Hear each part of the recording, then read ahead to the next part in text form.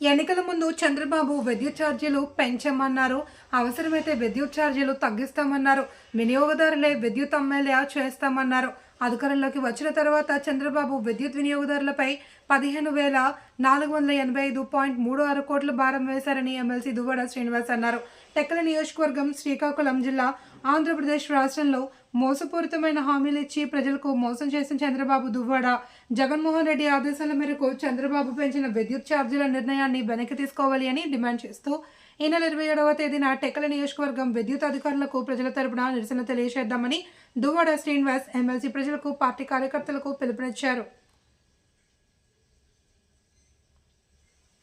శభాష్. మరి చంద్రబాబు నాయుడు అక్కడితో ఆగాడా? విద్యుత్ ఛార్జీలు పెంచను, అలాగే రేట్లు కూడా తగ్గిస్తాను, విద్యుత్ ఛార్జీలను తగ్గిస్తాను అని చెప్పాడు. రెండో మాట అక్కడతో ఆగల. చాలా విచిత్రంగా మూడో మాట ఏంటంటే వినియోగదారుల చేతే విద్యుత్తు అమ్మేటట్లు చేస్తాను. ఇది చాలా విచిత్రమైన మాట. వినియోగదారులు విద్యుత్ అమ్మటం, ఇది నమ్మి ప్రజలు చంద్రబాబు నాయుడికి ఓట్లు వేయటం జరిగింది.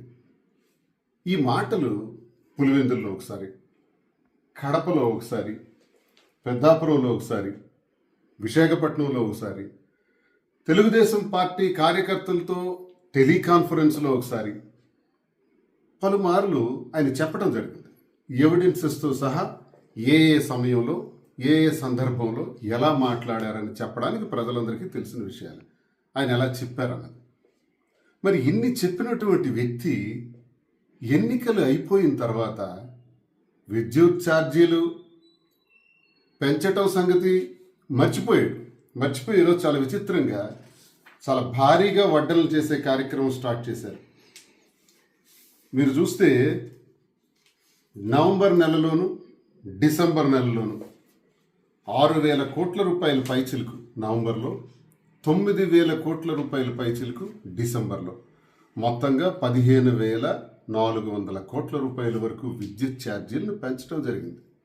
పెంచను అన్న చంద్రబాబు నాయుడు, పైగా తగ్గిస్తాను అని చెప్పిన చంద్రబాబు నాయుడు, వినియోగదారుల ద్వారానే విద్యుత్ ఉత్పత్తి చేయిస్తాను అని చెప్పిన చంద్రబాబు నాయుడు, అంటే వినియోగదారులకు ప్రతి ఇంటికి కూడా సోలార్ ప్యానెల్స్ ఇచ్చి ఆ సోలార్ ప్యానెల్స్ ద్వారా విద్యుత్ జనరేట్ చేసి తద్వారా గ్రిడ్స్కి కనెక్ట్ చేసి ఆ కనెక్ట్ చేసిన తర్వాత గ్రిడ్కి ఎంతైతే వినియోగదారుడి నుంచి సరఫరా అయిందో ఆ సరఫరా అయిన మొత్తానికి తిరిగి నేను డబ్బులు ఇస్తాను వినియోగదారుడికి. ఇదే వినియోగదారుడి విద్యుత్తు అమ్మటం అంటే. ప్రభుత్వం చంద్రబాబు నాయుడు వినియోగదారుడి దగ్గర విద్యుత్ కొనటం అంటే. సోలార్ నేనే కనిపెట్టాను, సోలార్ నేనే తెచ్చాను, కాబట్టి ఈ రకంగా నేను చేయబోతున్నానని చెబితే పాపం ప్రజలందరూ నమ్మి ఓట్లు వేశారు. ఎంత మోసమైనటువంటి ప్రభుత్వం అంటే. మరి ఇదే ప్రభుత్వంలో గడిచిన కాలంలో జరిగినటువంటి 2014 నుంచి 19 వరకు చూసుకున్నా, అంతకుముందు చూసుకున్నా, విద్యుత్ ఛార్జీల మోత పైన ధర్నా చేయడానికి వెళ్ళినటువంటి రైతులపైన తుపాకులతో కాల్చి చంపినటువంటి వైనం అది మర్చిపోలేదు. ఇప్పుడు విద్యుత్ ఛార్జీలు తగ్గిస్తారంటే మనం ఎలా నమ్ముతాం? డిస్కముల ద్వారా ₹4.98 వరకు ధరకు ఒప్పందాలు చేస్తే చంద్రబాబు నాయుడు, జగన్మోహన్ రెడ్డి గారు డిస్కమ్ సెకీ వారితో ₹2.98కే ఒప్పందం చేసుకున్నారు.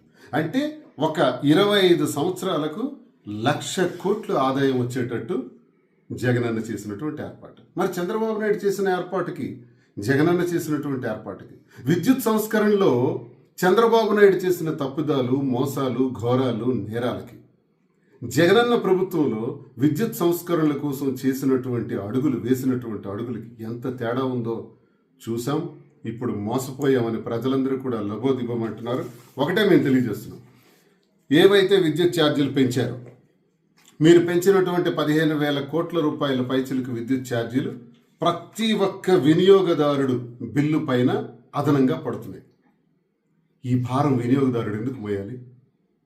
ఖచ్చితంగా ఈ ప్రభుత్వానికి మేము ఒకటే తెలియజేస్తున్నాం, ఏ 15,000 కోట్ల పైచిలకు అయితే పెంచారో ఏ అదనపు ఫీజులైతే ప్రతి వినియోగదారుడు ఆంధ్రప్రదేశ్ రాష్ట్రంలో కడుతున్నాడు వచ్చే నెల నుంచి కట్టకూడదు. ప్రభుత్వం వసూళ్లు చేయకూడదు. ఈ జీవోని వెనక్కి తీసుకోవాలి. ఒకవేళ తీసుకోలేని పరిస్థితి వస్తే అందరం కూడా తీవ్రంగా ప్రజల తరఫున ఉద్యమించవలసి వస్తుందని ఈ ప్రభుత్వానికి తెలియజేస్తూ ఈ నెల 27వ తారీఖున మా వైఎస్ఆర్ కాంగ్రెస్ పార్టీ అధ్యక్షులు మాజీ ముఖ్యమంత్రి వర్యులు శ్రీ వైఎస్ జగన్మోహన్ రెడ్డి గారి ఆదేశాల మేరకు ప్రతి నియోజకవర్గ కేంద్రాల్లో కూడా వినతి పత్రాలు ఆయా విద్యుత్ శాఖ అధికారులకు అందజేయడం జరుగుతుందని ప్రజలందరికీ తెలియజేస్తూ ఆ వినతి పత్రాలు ఇచ్చిన తరువాత ఈ జీవోని వెంటనే ప్రభుత్వం వెనక్కి తీసుకోవాలని, లేకుంటే ప్రజల నుంచి తీవ్రమైనటువంటి ప్రతిఘటన ఎదుర్కోక తప్పదని ఈ ప్రభుత్వానికి హెచ్చరిస్తున్నాను. నమస్కారం.